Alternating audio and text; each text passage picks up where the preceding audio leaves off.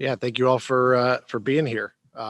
First, just wanted to say a few words about tonight. I think we added some depth at our guards and wings position. Selected some talented young players. Really bring some competitiveness and speed, shooting, versatility to our team. So, Tyrese Haliburton, just an incredible talent. Multiple position player on both ends of the floor. I think he can shoot, pass, handle on the offensive end, and defensively, he can do many things. Guard multiple positions.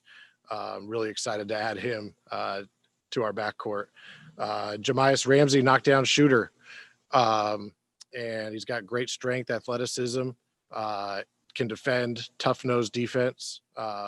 Very competitive. Led his team in scoring as a freshman. We're really excited to add him as well.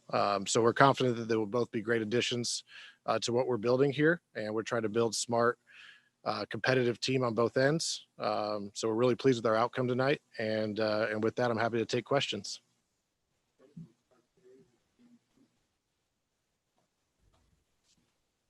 Hey, Monty, how are you? I'm good, James. How are you? Good. What was that like to have your first official draft where you're the actual one making the final decision on these picks? Yeah, it was really exciting, but really felt prepared. We have a great team, and so I think the nerves quickly went away, and it was really just exciting, and I think we're really pleased with how it went.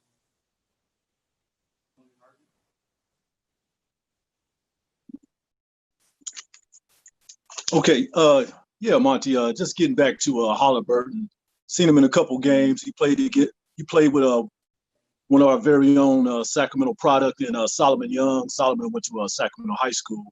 Then he went to Iowa State. I was really impressed with the couple games that I saw Haliburton. Very good passer. Could you please talk about his skill set and the fact that I thought he probably would have went a little bit higher, but he fell into your lap at number 12. Yeah, no, we were really excited that Tyrese fell to us. I think, like you said, he's an incredible talent on both ends. Offensively, a very good passer, a good shooter. He can finish, offensive rebound. He's really got a versatile skill set on that end. And then defensively, I think he can guard multiple positions. The way the league's going with switching, he can do that as well, and play both guard spots. We're really excited to add him.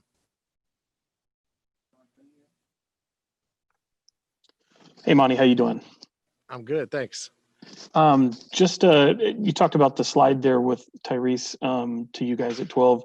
Did that catch you by surprise at all? Was that kind of about where you expected things to work for you? Yeah, this year was really hard to predict, but we just prepare for every scenario, and we thought Tyrese, wherever we could get him, would be fantastic. We're happy at 12, and he's exactly the type of player we want to add at the Kings.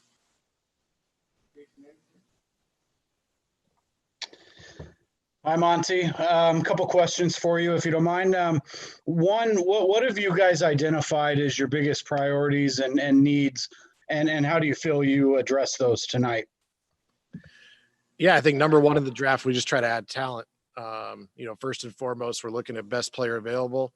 Obviously, there's certain skill sets and criteria we want: competitiveness, versatility, shooting, speed, and I think the guys we added tonight really will add that to our roster. Hi, Monty. Kamani with the Kings Herald here. You have a month until the season starts, and you're kind of in an unprecedented situation where you have to onboard these rookies in a month, and these rookies also haven't played in almost a year. Can you talk about that situation and how you prepare them? Yeah, we're definitely in unprecedented times, but I think our entire staff, our players, I've talked with our incoming draft picks. We've interviewed them, and they've all been working hard, preparing, and I think everybody's going to figure out what to do, and everybody's really excited to get back and get going.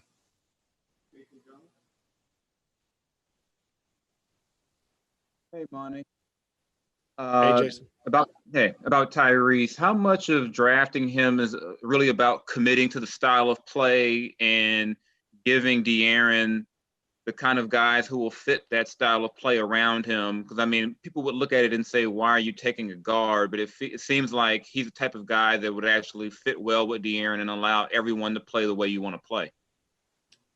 Yeah, no, I think we're happy that he fits the style of play we want. But first and foremost, he was the best talent available to us, and we don't pass up talent. So I think he'll be a great complement to De'Aaron. I think they're going to be, a great tandem on both ends. But yeah, we're really excited to add him first and foremost for his talent, but certainly for the style of play that we want to do as well.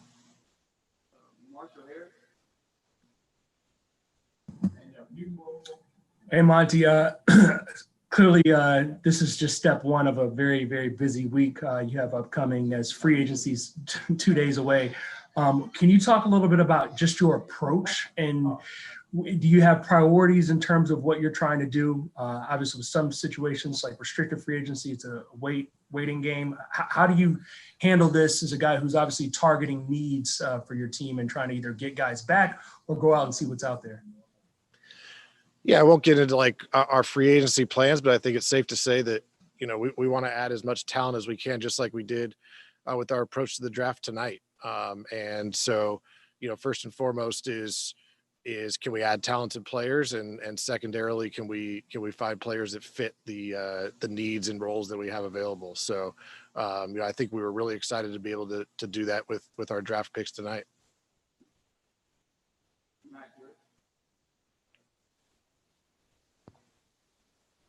Matt George. Sorry, Monty. Congratulations on your first draft with the Kings here tonight. Kind of similar to Jason's question about Tyrese's overall fit in the fast-paced offensive style and identity that you seem to believe this team has. Will you expand a little bit upon what you think specifically could work between him and Fox? Yeah, I think the league is going to multiple ball handlers. I think a lot of the great teams these days, it's not just one guy out there. You need multiple guys that can push the pace, that can handle on offense, create for others and themselves. And I think Tyrese can obviously play with or without De'Aaron or anybody else on our roster. So really excited to see how he fits in. We'll come back around. James Ham. Oops, hard. Try that now. Hey, Monty. Hey. We see that you moved around a lot in the second round, but we really weren't able to get a good grasp on what it was you were doing, like from just a transactional perspective. Can you kind of give us a breakdown of what you guys were able to bring back when you moved from 35 to 40 and then moved out of that at pick 52?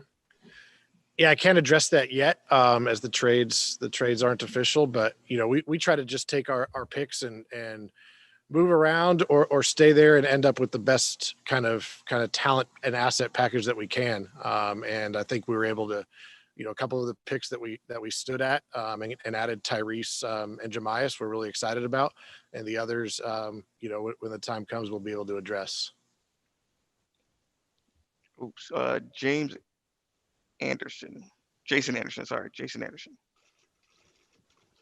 Hey, Monty, I'm just wondering what you can tell us, if anything, about what happened with the Bogdanovich trade and how, if in any way, that influenced your thinking tonight in the draft. Yeah, Bogdan's a great player, great shooter, great playmaker, obviously a great talent, but yeah, tonight at the draft was just about best player available, like it always will be. And, I think we were really excited, like I said, when Tyrese was there, as well as Jahmi'us in the second round. So, we're always looking for talent, and we'll add that whenever we can. Sean Cunningham. Monty, being that, it just happened a few minutes ago and concluded and all, but 2020 hasn't been ideal for anybody. Just for you guys as new staff coming in, what were the considerable challenges for you guys in kind of getting your feet wet and jumping into the draft process? And in hindsight, did it work just about as flawlessly as you hoped, or could it have been better? Yeah, no, I think we were extremely prepared. On one hand, 2020 is throwing everything at us, but but it also gave us some more time to get things done. I think we had triple the amount of intel reports, double the amount of video reports.